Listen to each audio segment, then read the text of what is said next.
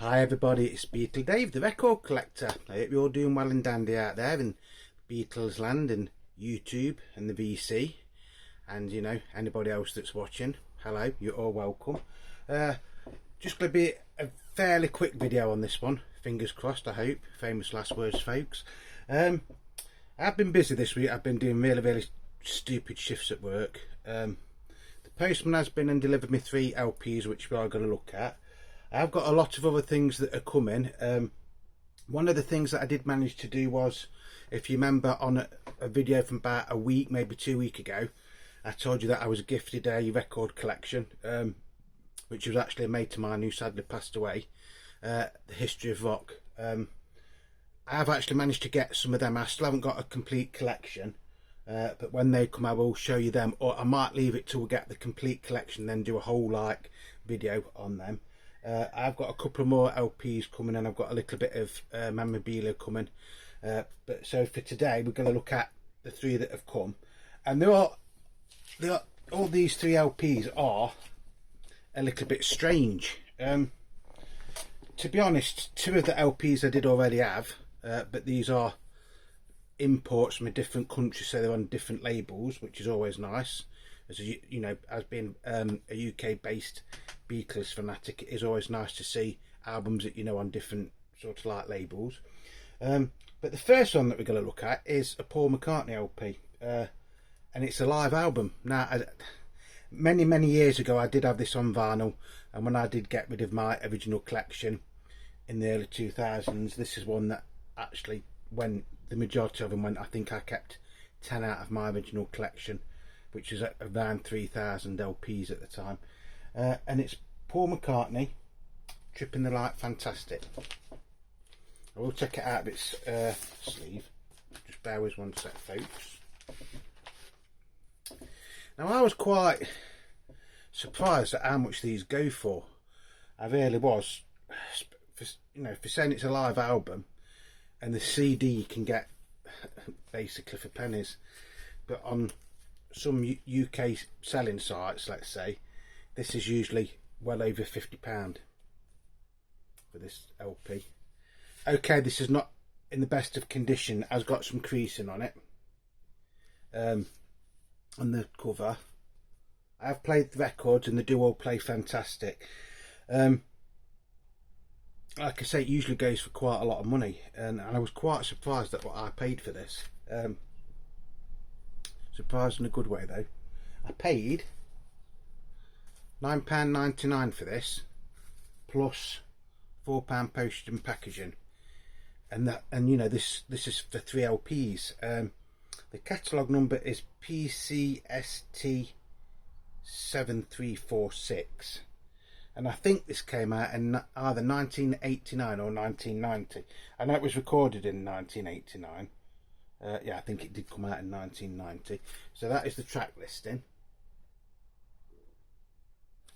So you've got basically Paul and his then band doing like some of his greatest hits, basically. So you've got Figure of 8, Jet, Rough Ride, Got to Get Into My Life, Band on the Run, Birthday, yeah, the old Beatles song. He does do quite a few Beatles songs on this actually. Ebony and Ivory, We Got Married, Inner City Madness, Maybe I'm Amazed, The Long and Winding Road, and Cracking Up. So that's record 1, sides 1 and 2. So record 2, which is sides 3 and 4, is The Fool on the Hill, Sergeant Pepper's Lonely Hearts Club Band, Can't Buy Me Love, Matchbox. Well, I always thought that Ringo sung that, didn't he? Put It There and Together. Side 4 is Things We Said Today, and it's actually quite a nice version of that. Eleanor Rigby. This one, My Brave Face, Back in the USSR, and I saw her standing there. The final disc, or the 3rd LP, so that's sides 5 and 6, is 20 Flight Rock. Well, isn't that the mythical song that he played to join the Beatles, or the Quarrymen as they were then. Coming Up, Sally, Let It Be, Ain't That a Shame, Live and Let Die, If I Were Upon the Stage, which is like, it's only a snippet of a song actually, that, and then Hey Jude. So the final side, side 6, is Yesterday, Get Back, Golden slumbers carry that weight, stroke that end. Don't let the sun catch you crying. So there's some fantastic renditions of some of Paul's best known songs up to this date on this. Out of the newer songs, most of it is sort of like stuff off Flowers in the Dirt, isn't it, from what I can make out. It did come with a little booklet as well. This is the booklet, which is basically, there's not really any information in it. It just tells you, you know, basically when they were recorded and where at. There's some nice photos in it. Oh, he says.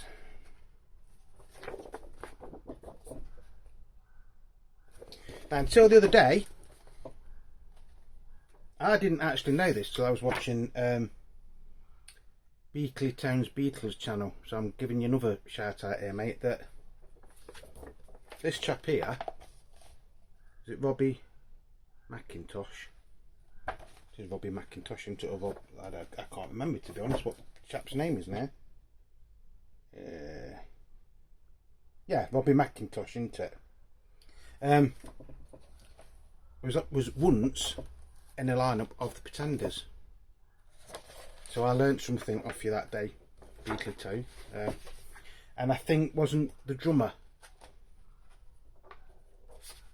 of this, you know, Paul's backing band, I think he was out of the lineup of Pretenders, and so was Wicks at one time. So like 3 of the members of the band were actually in the Pretenders all at the same time. But yeah, some fantastic songs on here, done with a lot of affection and energy. Obviously Paul's voice was still, you know, in quite a good shape then. You know, there's been a lot of criticism over Paul, saying, you know, his voice has gone and things like that, but let's remember, folks, he's in his 80s now, isn't he? You know, he can still probably sing better than me. So this is what the inner sleeves were like, and then you get the track listing on the other sides, look like that. Try not to get the glare. I'll just get one LP out because all the labels are basically the same on these. Oops, he says. Try not to drop it. I haven't cleaned it, but I've played this one and it did sound absolutely fantastic. Nice labels though.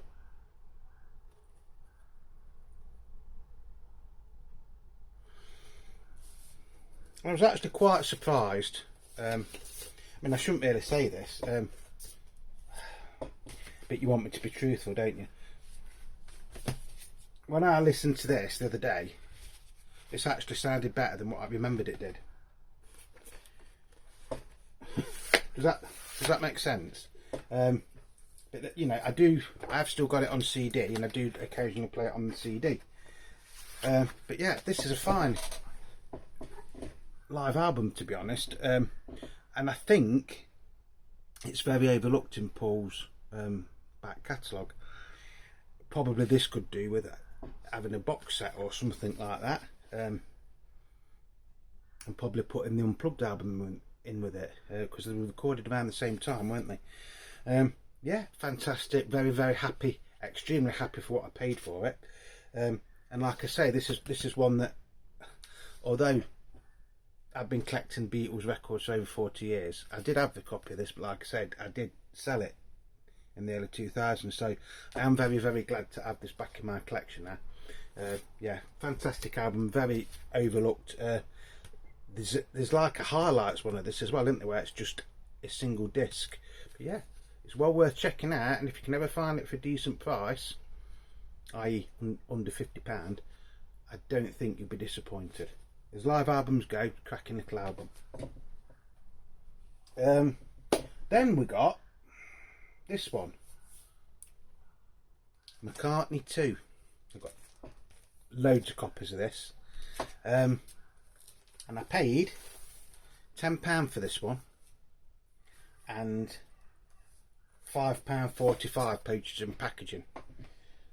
So this just shows you how people on certain selling sites charge you different things for the post and packaging. So you're saying, well, what you bought this for then, Dave, if you've got so many copies of it? This is actually a Portuguese copy, or Portuguese pressing. So the track list and everything's exactly the same as the UK version. So you've got Coming Up, Temporary Secretary, excuse me, On the Way, Waterfalls and Nobody Knows. Side 2 is Front Room Parlour, Summer's Day Song, Frozen Jack, Bogey Music, Dark Room and One of These Days. Now the cover does look a little bit blurry on the back, but I think it was the way this was done, because didn't Linda or him do the photos for this as well? The spine and everything is okay. Yeah, it's not in mint condition. So you got, that is the number, Portuguese number. You're right. I'm sat in the music room, and it's chucking it down with rain. It's just started to rain here in the UK, and yet the humidity is still that bad that you'd think the sun, you know, the sun was out, and it's like, it's very, very uncomfortable at the minute in the UK. This was released in 1980, by the way. That Trip in the Light Fantastic did come out in 1990, although the majority of it was recorded in 1989. So that is the gatefold cover. But the reason I got this was for the labels, because it's odd. I don't know what it's like if you're in other parts of the world, but for me, being a UK based Beatles collector, if I see something from another country and it's on a different label, it just always throws me, and it makes me think, oh yeah, that's nice, I'd like that. And for saying what I paid for this, you know, it wasn't a lot there, was it? So you do get the original inner sleeve with the words to the songs, and the words to the songs are still in English, not in Portuguese. But this is actually quite wicked, you know. It just looks so strange because it's on yellow and black parlophone. What's that?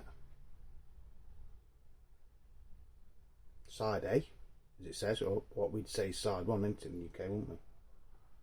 Nice shiny record. I haven't cleaned it. That is side 2 or side B. Lovely labels though. But if you're like me and you're based in the UK, doesn't that look weird, seeing it on a yellow and black parlophone label? Weird as in nice weird, like, you know, surprisingly weird, not horrible weird. Yeah, but, you know, just something a little bit different, you know, and out of the ordinary for a UK based Beatles collector. I think it's the same mixes and everything. I don't think there's anything different like on the tracks, but I don't know. So there was that one, and then the final one that I got, which was actually the first one that came, is a copy of Sergeant Pepper's Lonely Hearts Club Band. And I can hear you all now saying, Dave, how many more copies of this do you need? I'm just going to move this slightly forward. Right. I don't know if it's my camera, but this looks like it's really, really dark at the minute. But I've got the light on behind it, so hopefully it will come out okay. So this is a French copy. And I think this came out in the mid-70s. Lovely, shiny, laminated sleeve on both sides, which is better than the one I showed you the other week. Lovely spine. We'll get this into focus. So the catalogue number on this is 2C066/04177. EMI Odeon. Pathy Marconi, so it's French. I did say it was French, didn't I? Because there's a German version of this that's on Apple as well. Gatefold inner.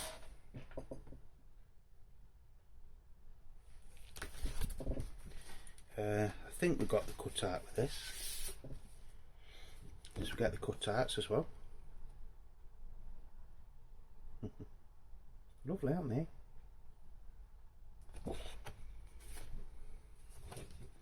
And the strange thing about this is, Well, I think it's strange. Obviously, if you live in France, these are probably quite common, because it is a reissue after all. Is, oops. So you do get the original French inner sleeve from the 70s or the 80s. Although the seller has kind of put it into a new polylined anti-static sleeve for me. And this is on Apple. Again, when you're used to seeing it on the yellow and black Parlophone label from the UK, or the later silver and black Parlophone 1-box EMI or Parlophone 2-box EMI, this looks really weird on Apple, doesn't it? Very, very strange.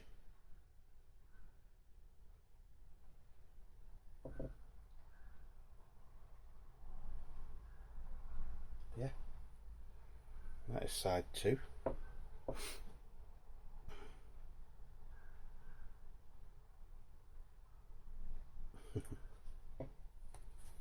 Lovely record though, lovely looking record. Again, I haven't cleaned this. I've only played side 1 of this so far, and it actually sounds quite nice. I was quite amazed at how rich this sounds. Is that the right word? Rich? Yeah, rich. Really, really, really nice sounding record. Very happy to have this to add to the collection. Again, didn't cost me a lot. Well, I'll say that this was the most expensive one out of the lot. This was £14 and 9 pence. £14 and 9p. And postage and packaging was £4.20 on this. It's lovely looking record though, isn't it? So that is my 3 that I've got so far this week. There is supposed to be a few other things coming, but I'm back at work tomorrow, doing 4 12-hour shifts, so I'm going to be absolutely knackered by Thursday. It's the joys of working in the transport industry though, isn't it? To be honest, I think I'm starting to get a little bit, well, not too old. I'm starting to feel my age. You know, I'm being honest here. I'm starting to feel my age just lately. Nothing wrong with me, don't get me wrong. There's nothing wrong with me. I'm just starting to feel old. But then again, I am old. You know, I was born in 1966, so you know I'm knocking on a bit now. So I hope you've enjoyed all those 3 records. I think each one of them is interesting in their own right. I love the McCartney 2 and the Sgt. Pepper being on different albums to what there was released, being on different labels, sorry, to what there was released here in the UK. And that Trip in the Light Fantastic, I think I got a bargain there getting that for, what did I pay? £9.99 for 3 album set. Played that all the way through, sounds amazing by the way. They all need cleaning, don't get me wrong, they do all need cleaning. So that's about it. What else has been going on in the news? The Rolling Stones have released a video of their new song called Angry, I think it is, which is going to be featured on their new album, which was going to be called Hackney Diamonds. I think I've got that right. And it's supposed to be the first studio album of new material in 18 years or something. I've watched the video. I'm not gonna say too much about it in case you haven't seen it, but you can actually see it on YouTube, which is where I watched it yesterday. The video is very cleverly done in a lot of ways, and it shows the Rolling Stones in various like formations of the lineup and from different videos and things like that from late 60s onwards, I'd say. Brian's not in it, but Bill Wyman, you know, Bill Wyman's in a couple of the shots, and so is Mick Taylor. I don't think Brian's in it. Anyway, right, as for the song is, I think it's actually quite good. It's very catchy. I have heard mixed reviews about it, but again, you've got to remember, you know, the Rolling Stones, they're not young anymore, are they? You know, they are. Well, Mick's just turned 80, hasn't he? And I think Keith is just about to turn 80. You know, so let's not be too hard on them. I actually enjoyed it. I think if the album's as good as this song is, then I think they're probably onto a winner in a lot of ways. I don't think it might not be ever classed as like a classic Rolling Stones album, but it is a very, very good song, and that's all I can base it on, is the song that I've heard, and I really did enjoy it. The video is a bit risque in places, let's put it like that, but it is a good video. Yeah, so that's that. Still no proper news as I'm recording this on the Red and Blue album's release dates. I still think it's going to be a Christmas release, to be honest, and no word again as of me recording this of the Now and Then song, whether it's going to be a single or whether it's going to be on this Red and Blue album compilation thing, which in one way I think it will be. But thinking about it, this might be a little bit controversial. Do we really need another Beatles compilation album? In this day and age, do we need a Beatles compilation album? I know a lot of people will say yes because they want to hear the remixes and things like that, some of the songs, which I can understand, and I do think it has got a place. But I was watching a video earlier this morning, and I can't even remember who the bloke was. John Heaton, I think his name was. I might have got that wrong. If I have, I'm very, very sorry. And he was like reviewing the compilation albums of the Beatles and things like that, and he got me wondering, and what he said in one way is true.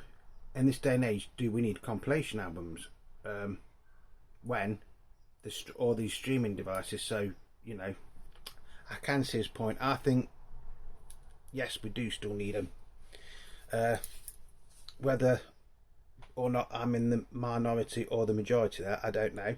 I know a lot of people are looking forward to the Red and the Blue albums being remixed and things like that. I've got a little bit of mixed feelings about that. I actually think as they are, 1962 to 1966, i.e. the Red album, and 1967 to 1970, i.e. the Blue album, are fantastic albums just the way they are. Again, that is just my opinion, but I'll still go out and buy them when these remixed albums come out. I'll still go out and buy them, won't I? Because that's what we do, folks, isn't it? Oh, and the other thing is, we've actually hit 3,000 subscribers. We've only just done it, which I'm absolutely amazed at, and I actually can't believe it. It does seem a bit surreal. But yeah, so I'm very, very happy about that. I'm over the moon, and I don't want to sound big-headed when I say that, because I know I'm still going to be always going to be a small channel. But you know, from when I started this to where I am now, and it's took me just over 2 years to do it, and it's all thanks to you lot out there, by the way. You know, so thank you to each and every one of you, and I do mean this sincerely when I say it. You know, without you, this channel wouldn't be here. You are the beat of Beatle Dave. Simple. So thank you to everybody that has subscribed. You know, everybody that's ever subscribed, just thank you. That is the easiest thing I can say. So, cup of coffee. So cheers, my dears, as we say in England. Thank you all for supporting me, putting up with me, you know, listening to me, telling me little stories and things like that. You know, I'm actually overwhelmed. I really am overwhelmed. So if you're watching this and you're not subscribed, just think about subscribing, because it is free. Every YouTube channel is free to subscribe to, so I'm not just like trying to get more subscribers for me here when I say that. You know, it is free. If you've liked the video, you're not subscribed, just think about subscribing. If you are subscribed and you've liked the video, leave me a comment, or leave me a thumbs up, because that helps YouTube to promote the channel a little bit more. This is a boring bit. I don't really like saying this, but I've been watching some tutorials, is it, on YouTube, and they're saying that you should actually don't be afraid to ask people to subscribe to your channel, But if you're doing it, put near the end of the video, not right at the beginning, which makes sense in one way, doesn't it? So yeah, say like and subscribe if you're not already done so. And that's going to be it. Once again, thank you to everybody that is subscribing. You know, you all do mean the world to me, and you know, I am very, very honoured to have you lot in my life. And that's it. And that's going to be it for today. You're probably not going to get another video now till probably Friday or Saturday, because I am, like I said, I'm back at the Fun Factory tomorrow. So, but hopefully by the time I'm at the next video, my other records will have come for the history of rock, and then I think that leaves me 2 or 3 to find, and then that will be the whole collection complete. And I think when that is complete, we will do a video on that if you want me to. If you don't want me to, say no, we're not interested in it. I'll probably still do it though, to be honest. So, and there's some more Beatles stuff coming. So yeah, so whatever you're doing, please stay safe. If you've been out crate digging, or if any of you have been to the record fair at Chesterfield today, I hope you found some gems. I was going to go, but I actually got up late. I got up late and then I couldn't be bothered. I'll be honest, I couldn't be bothered. I just thought, I'm knackered, so I'm stopping in today. So that's it. So until the next time, peace, love and happiness to you all, and whatever you're doing, like I say, stay safe, and I'll see you very, very soon. And I love you all. Cheers, everybody.